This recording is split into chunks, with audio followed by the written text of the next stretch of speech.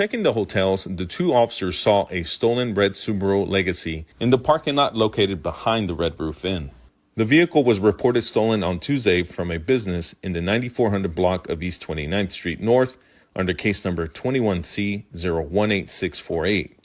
The officers began investigating the stolen car and later saw a 35-year-old Jennifer Miller of Wichita entering the stolen car's driver's side door, the car's trunk, grabbing items, and then walking towards her room at the Sky Palace. After officers contacted Miller and began to investigate further, a second officer arrived to assist, and she is asked for identification. You have an ID on you? As Miller reached into her purse, she pulled out a black handgun and pointed the handgun at both officers.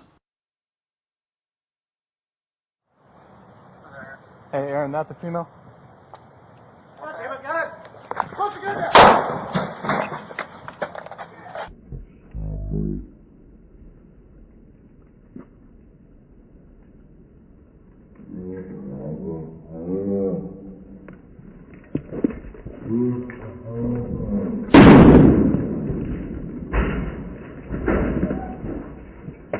One of the officers gave Miller the order to drop the gun, but she did not comply.